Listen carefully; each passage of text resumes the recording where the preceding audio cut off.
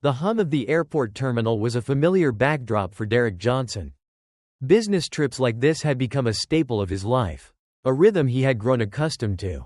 At 42, Derek had built a reputation as a meticulous entrepreneur, and this flight to Chicago marked another step in expanding his consultancy firm.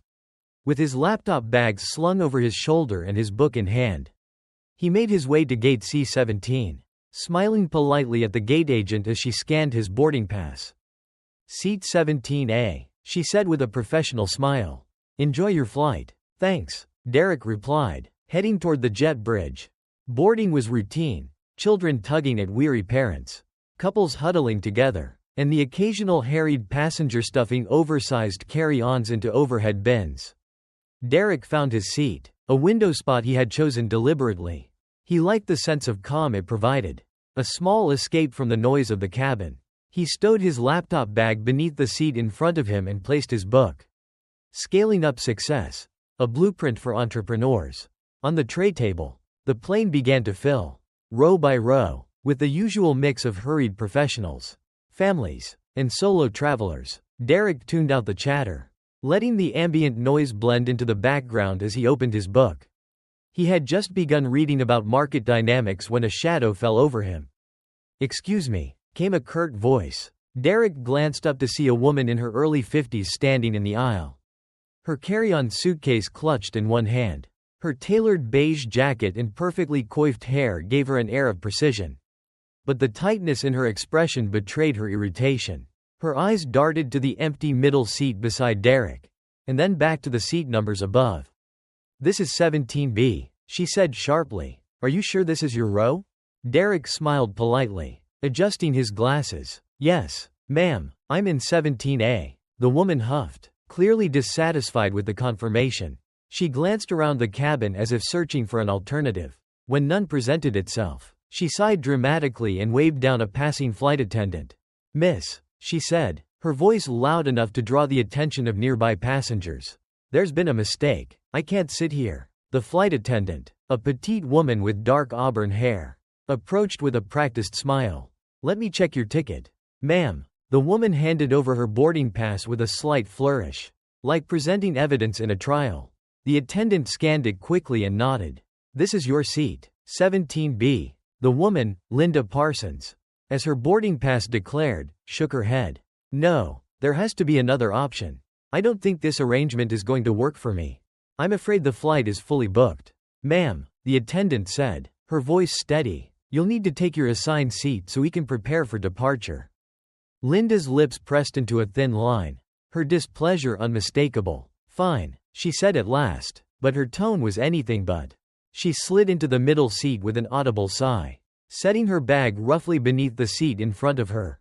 Her movements were exaggerated, snapping the tray table up and down, jostling her arm against Derek's as she adjusted her seatbelt.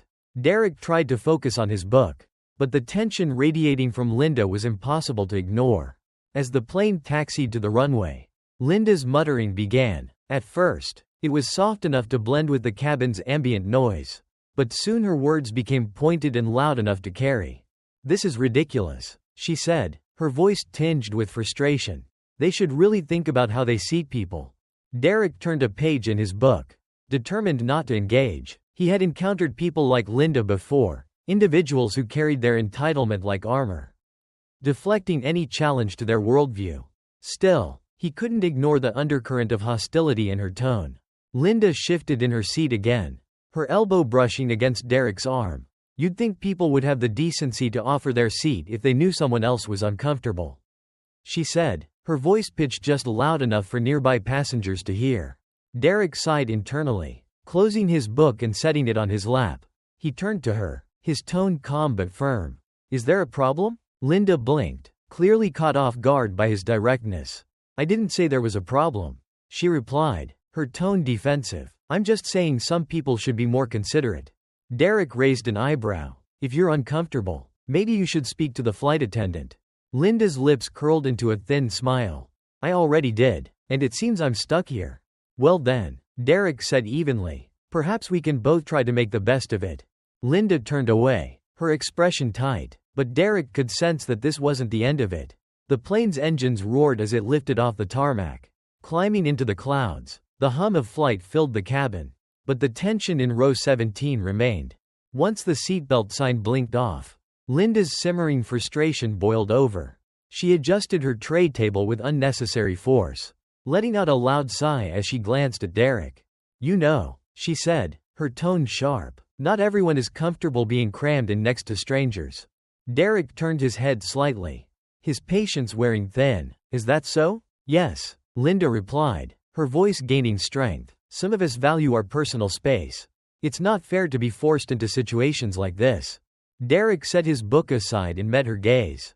"If you're uncomfortable because of me, I'd rather you say it outright." Linda's eyes widened, but only for a moment. "I'm just saying, people should be more mindful of how their presence affects others." The implication hung in the air, unspoken but unmistakable. A man across the aisle raised an eyebrow, his expression one of disbelief. Derek exhaled slowly, his voice measured. "I see. Well, I'm not going to apologize for existing." Nearby passengers exchanged glances, their curiosity piqued by the growing tension. Linda crossed her arms, her indignation palpable. "This is unbelievable," she muttered, her voice carrying. "People these days have no respect." The flight attendant returned, her gaze flicking between the two passengers. "Is everything all right here?" Linda gestured toward Derek without looking at him. "I don't feel safe sitting here." The attendant stiffened slightly but maintained her composure. "Ma'am, can you clarify what you mean by that?" Linda hesitated, her lips pressing into a thin line. "I just don't think this is a good fit." The attendant glanced at Derek, who remained calm, his hands resting on his book. "Sir, have you done anything to make her feel unsafe?" "No," Derek said simply. "I've been reading my book." The attendant nodded. "Ma'am, this flight is full. If there's no specific issue, I need you to remain in your assigned seat." Linda's face reddened, but she said nothing. As the attendant walked away, the murmurs among the passengers grew louder. Derek returned to his book, but he knew this was far from over. The flight had settled into its routine rhythm. The seatbelt sign was off, and the drink cart rattled down the aisle, attended by cheerful flight crew who offered beverages and snacks to passengers. Derek tried to focus on his book, but the palpable tension from Linda sitting beside him was hard to ignore. Linda leaned forward suddenly, making a show of adjusting her belongings. Her arm brushed Derek's again, this time with unmistakable intent. She let out an audible sigh and turned slightly in her seat. "You know," she began, her voice carrying to nearby passengers, "some people just don't understand basic manners. It's not that hard to be considerate." Derek turned his head slowly, his patience wearing thinner with every word. "If you have something to say to me, say it directly." Linda blinked, her expression briefly startled, but she recovered quickly. "I'm just saying," she continued, her voice tightening, "some people act like they own the space around them. It's inconsiderate, that's all." Derek straightened in his seat, closing his book deliberately. "And you're sure the problem isn't you?" Gasps rippled from nearby passengers. A woman across the aisle glanced over her shoulder, her brows furrowed in disapproval at Linda's behavior. The man next to her leaned forward, clearly interested in the confrontation unfolding. Linda's face flushed red. "How dare you?" she spat, her voice rising. "You've been sitting there, acting like you're entitled to make everyone around you uncomfortable." "I've been reading a book," Derek replied evenly. "If that's intimidating to you, maybe you should think about why." Linda's indignation boiled over. She unbuckled her seatbelt and flagged down the flight attendant, who was still serving drinks nearby. The attendant approached quickly, her brow furrowed in concern. "Is there an issue here?" the attendant asked. "Yes, there is," Linda said sharply, pointing toward Derek without looking at him. "I don't feel safe sitting here. He's been making me uncomfortable since the moment I sat down." The flight attendant's expression shifted, her professional demeanor remaining intact, though her eyes flickered with a hint of skepticism. "What has he done, ma'am?" Linda hesitated for a moment, realizing the lack of specifics in her accusation.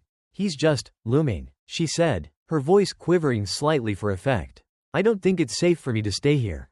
Nearby passengers exchanged incredulous glances, their murmurs growing louder. A man 2 rows back called out, "Lady, he's been sitting there reading a book. You're the one making a scene."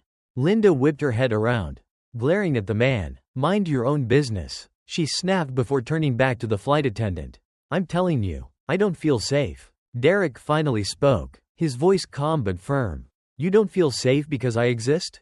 The flight attendant raised her hand to silence the growing murmurs from passengers. "Ma'am," she said to Linda, "this gentleman has done nothing to violate your space or make you unsafe. If you continue to cause a disturbance, I will have to report this to the captain."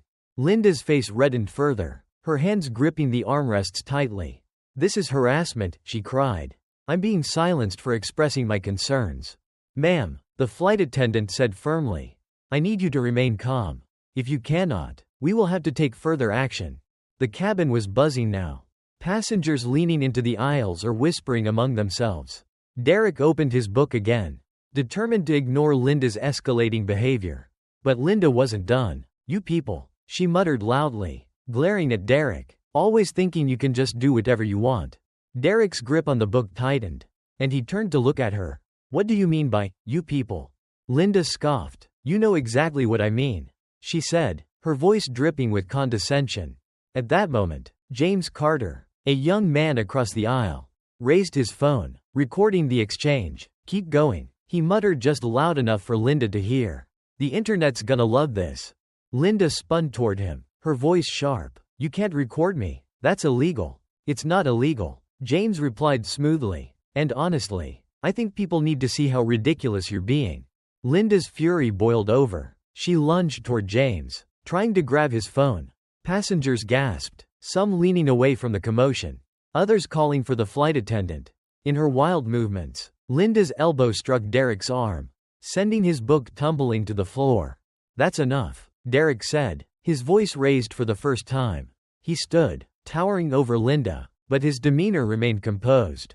"You've been hostile since you got on this plane. Stop blaming me for your own issues." Linda froze, her face contorted with anger. Then, in a sudden, explosive motion, she shoved Derek backward. "Don't you dare talk to me like that," she screamed. Chaos erupted. Passengers shouted in alarm as the flight attendant rushed forward, signaling for backup. Derek steadied himself, raising his hands defensively, while two passengers nearby jumped up to restrain Linda. "Let go of me," Linda shrieked, thrashing wildly as the two men held her arms. "This is discrimination. I'm the victim here." The flight crew acted swiftly. A second flight attendant arrived with zip ties. And Linda, still screaming about her rights, was secured in her seat. Her wrists bound, she continued to hurl accusations at Derek, the flight crew, and the passengers around her. "You're all against me," she cried, her voice hoarse. "You're letting him get away with this because I'm speaking the truth." Derek sat back down, breathing heavily. Passengers around him murmured words of support, some patting him on the shoulder. James stopped recording and leaned across the aisle. "You okay, man?" he asked. Derek nodded, his jaw tight. "Yeah, just tired of this." Linda continued to shout, though her words became increasingly incoherent. The flight attendant addressed Derek quietly. "Sir, I'm so sorry for what you've been through. Security will handle her when we land." Derek nodded, his eyes fixed on the clouds outside the window. The rest of the flight passed in tense silence, the murmurs of passengers occasionally punctuated by Linda's muffled complaints. The announcement for landing finally came, bringing a collective sigh of relief from the passengers. Derek adjusted his seatbelt, grateful that the ordeal was nearing its end, though the tension in the cabin was still thick. Linda, restrained and seething, had spent the last hour alternating between angry muttering and glaring daggers at anyone who dared meet her gaze. As the plane descended smoothly toward the runway, the lead flight attendant, Amanda Kelly, approached Derek with a composed but apologetic expression. "Mr. Johnson," she said softly, leaning down so only he could hear. "Security has been alerted, and they'll handle the situation when we land. We'll also make sure to provide a statement about what happened." Derek nodded, his voice steady despite the churn of emotions inside. "Thank you. I just want to get off this plane without any more trouble." Amanda smiled briefly, her professionalism unwavering. "We'll do our best to make that happen." The wheels touched down with a soft thud, and the passengers collectively exhaled. But the relief was short-lived. Linda began shouting the moment the plane slowed on the tarmac. "This is outrageous," she bellowed. "I demand to speak to the captain. This man," she gestured furiously toward Derek, though her bound wrists limited her movement, has been harassing me this whole time. A ripple of groans and whispers swept through the cabin. The young man who had been recording earlier, James, muttered, "Oh, she's just digging her own grave now." The flight attendant spoke firmly from the front of the cabin. "Everyone, please remain seated until the authorities have addressed the situation." As the plane came to a stop, 2 uniformed security officers boarded swiftly, their presence commanding immediate silence from most of the cabin, except Linda. "Finally," she exclaimed, her voice brimming with mock relief. "These people have been treating me like a criminal. Do your job and arrest him." She jabbed a bound finger in Derek's direction. The officers ignored her outburst, speaking instead with Amanda. After a brief exchange, they approached Linda, their expressions calm but unyielding. "Ma'am," one officer said, "we need you to come with us." Linda's face twisted with indignation. "Me? You've got to be kidding. I'm the victim here. Arrest him." She struggled against her restraints, her voice rising to a shrill pitch. The officer didn't flinch. "We've received multiple statements and reviewed video evidence. You're being detained for assault and disruptive behavior." The cabin erupted into murmurs of approval and disbelief as the officers carefully unfastened Linda's seatbelt and helped her to her feet. She thrashed wildly, shouting incoherent accusations at anyone who would listen. "This is discrimination. You're all going to regret this." As Linda was escorted down the aisle, passengers leaned away, some recording the spectacle on their phones. A few clapped sarcastically, their exasperation evident. A woman seated near the front muttered loudly, "Good riddance." Linda's head snapped toward the voice. "You have no idea what you're talking about. This is a setup." The officer guiding her spoke firmly. "Ma'am, please keep moving." As Linda passed Derek's row, she twisted to glare at him, her face a mask of fury. "This is your fault," she hissed. "You'll regret this. You hear me?" Derek didn't flinch. He met her gaze with a calm, steady expression and said nothing, letting her words hang in the air. The officers guided her off the plane, her protests fading as they descended the jet bridge. Once she was gone, the cabin seemed to exhale collectively. Passengers began unbuckling their seatbelts, murmuring among themselves. A man seated across the aisle leaned toward Derek. "You handled that better than most would have," he said. She was completely unhinged. Derek offered a tight smile, the adrenaline still coursing through him. "Thanks. Just glad it's over." James, the young man with the phone, leaned in as well. "I got the whole thing on video," he said. "People need to see how ridiculous she was. If you ever need it, let me know." Derek nodded appreciatively. "I'll keep that in mind." The passengers disembarked quietly, the mood still heavy from the confrontation. Derek walked calmly through the jet bridge, trying to process everything that had happened. But as he entered the terminal, he spotted Linda again. She was standing near the security desk, flanked by officers, her voice raised in a frantic tirade. A small crowd of curious onlookers had gathered at a safe distance, some filming with their phones. "I didn't do anything wrong," Linda was shouting. "This is harassment. You're all against me because I dared to stand up for myself." The officers remained stoic, one of them calmly taking notes as she ranted. Derek avoided looking directly at her, but it was impossible not to hear the commotion as he passed. "You don't understand," Linda continued, her voice cracking. "He provoked me. That man is the problem, not me." Derek sighed deeply, adjusting the strap on his laptop bag. Amanda, the flight attendant, appeared beside him, her expression apologetic. "I'm sorry you had to deal with all of this," she said quietly. "Security has everything under control now." "Thank you," Derek replied. "I just hope it's the last I hear of her." Amanda gave a small nod. "We've filed a report, and the airline will support you if you choose to press charges." Derek hesitated for a moment, the weight of the decision pressing on him. "I'll think about it," he said finally, as he turned to leave the terminal. Linda's shrill voice echoed behind him. "This isn't over. You'll all pay for this." Derek didn't look back. Derek returned home that evening, exhausted but relieved to be away from the chaos of the flight. He dropped his bag by the door, collapsed onto the couch, and turned on his phone to catch up on emails. But his notifications told a different story. The first message he noticed was from a colleague. "Saw the video. Hope you're doing okay. Let me know if you need anything." Curious, Derek opened his social media apps. His name wasn't trending. But the video of Linda's meltdown was. Multiple angles of the incident had been uploaded by passengers, including James Carter's high-quality footage. The videos showed Linda's increasingly hostile behavior, her overtly racist remarks, and her physical attack on Derek. The internet had already dubbed her Terminal Linda. Posts with hashtags like #TerminalLinda, #FlightFiasco, and #racism in the air were spreading like wildfire. Derek scrolled through the comments, his emotions a mix of gratitude for the support and frustration at the circumstances. Can't believe people like her still exist in 2024. Props to the guy who stayed calm while she lost her mind.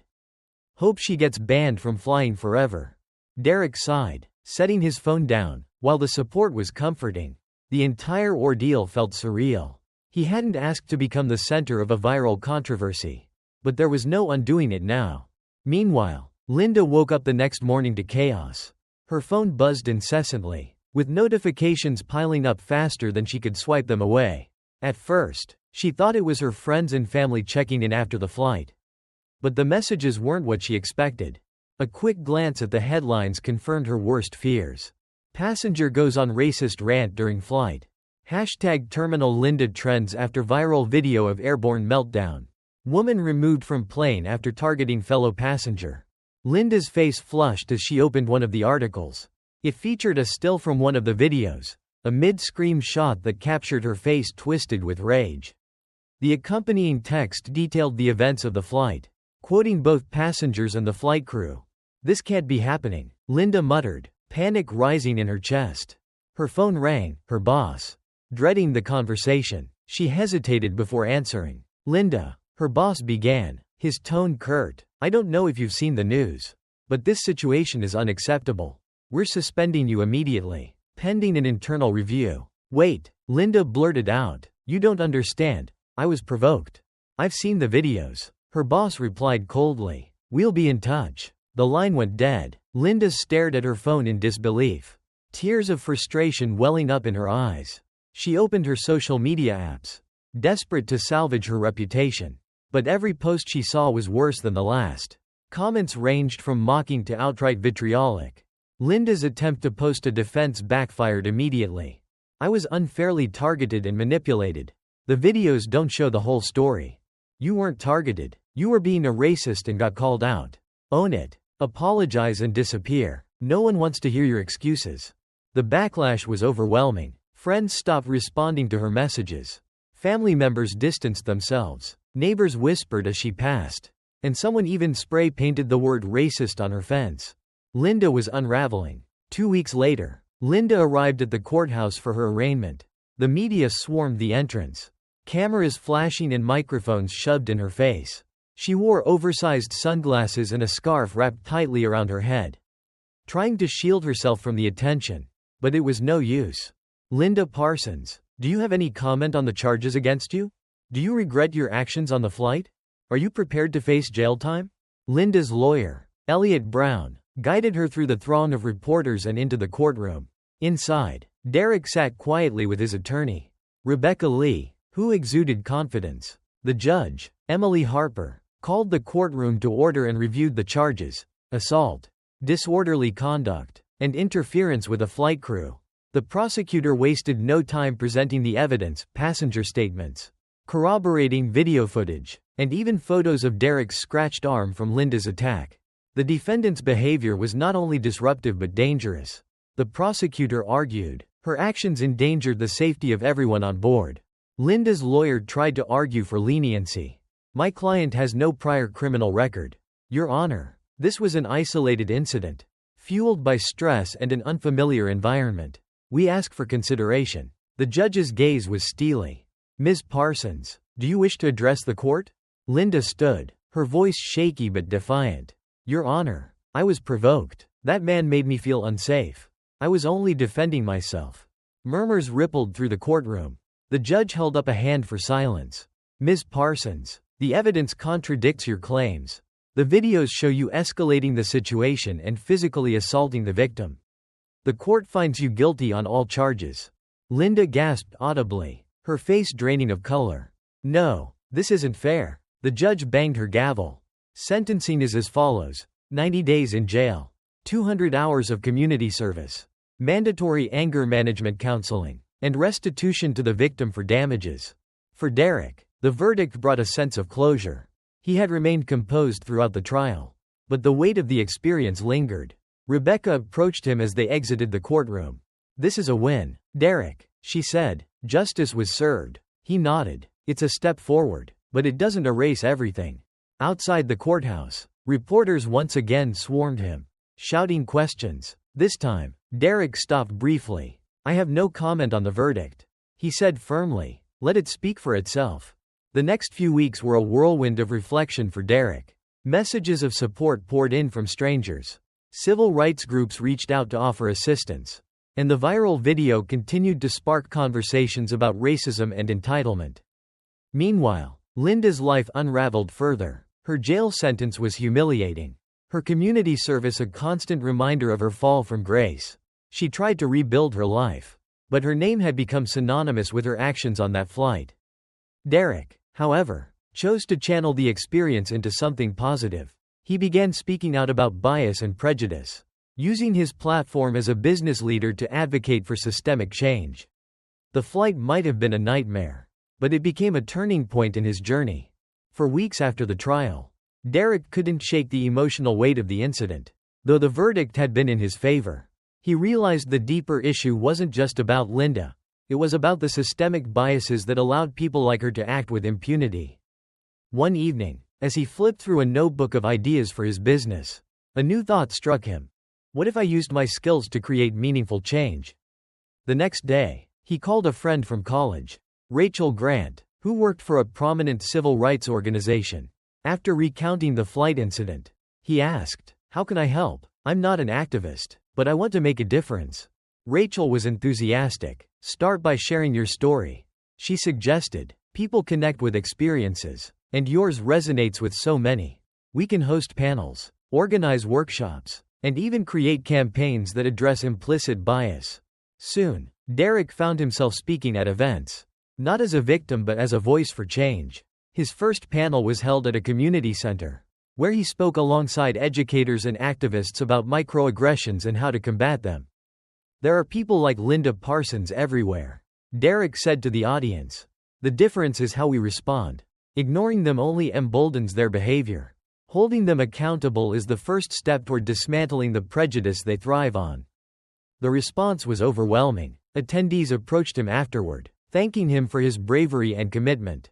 He began partnering with organizations to create training programs for companies on recognizing and addressing bias in the workplace. Derek's advocacy work soon extended to schools, where he spoke to students about respect and empathy. He shared his experience in an age-appropriate way, emphasizing the importance of understanding and valuing diversity. "Empathy is a skill," he told a group of high school students during one session. "It's something we have to practice every day. When you hear someone say something harmful, ask yourself, how can I respond in a way that builds understanding instead of letting it slide?"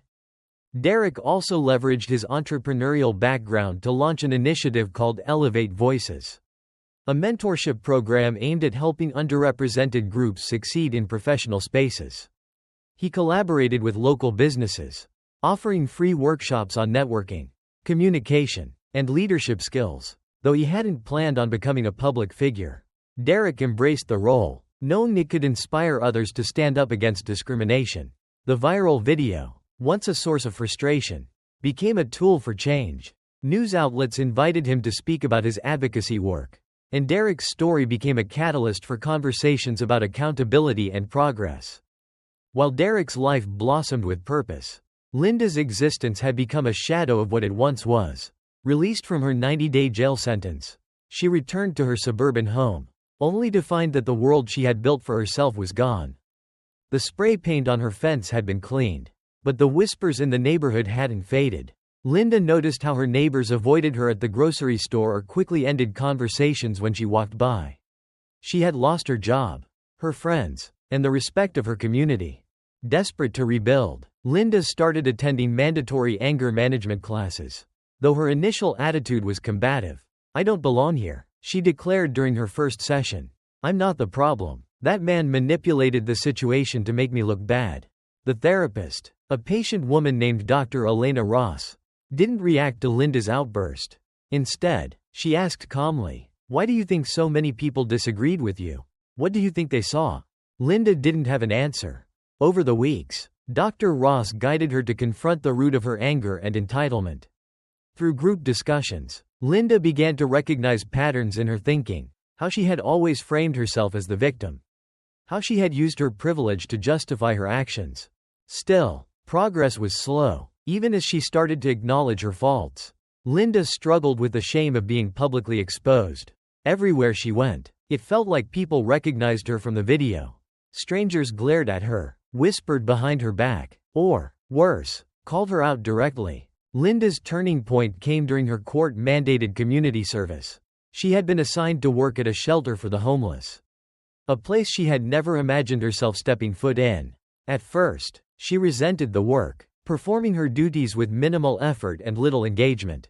One afternoon, while cleaning the kitchen, Linda overheard a conversation between two shelter residents. A middle-aged woman spoke about how she had lost her home after losing her job. A younger man shared how prejudice and discrimination had made it nearly impossible for him to find stable work. Linda listened quietly, their words stirring something in her. For the first time, she began to understand how privilege had shielded her from experiences like theirs, and how her own actions had perpetuated the biases that made their lives harder. The next day, Linda returned to the shelter with a different attitude. She started asking the residents about their lives, learning their stories, and helping wherever she could. Though the shame of her past still weighed heavily, the work gave her a sense of purpose she hadn't felt in years. Months later, Linda and Derek crossed paths unexpectedly at a local diversity conference. Derek had been invited to speak about his advocacy work, and Linda, trying to rebuild her understanding of the world, had decided to attend as part of her personal growth. Linda saw him on stage, his confidence and composure striking. As he spoke about the importance of accountability and change, she felt a pang of guilt so strong it left her breathless. After the session ended, she approached him cautiously. "Derek," she began, her voice hesitant, "I don't expect forgiveness, but I want to say I'm sorry for everything." Derek studied her for a moment, his expression unreadable. Finally, he nodded. "I appreciate that," he said simply. Linda didn't press further. She returned to her seat, reflecting on how much she still had to learn. Derek's advocacy work continued to flourish, reaching new audiences and sparking lasting conversations. Linda, meanwhile, remained on her path of reflection and rebuilding, though their lives took different directions. Both carried the lessons of that fateful flight with them. Derek found solace in knowing he had turned a moment of pain into a movement of progress. Linda, for her part, understood that redemption was a journey, one she was finally willing to undertake. Small steps, both thought, as they moved forward in their own ways.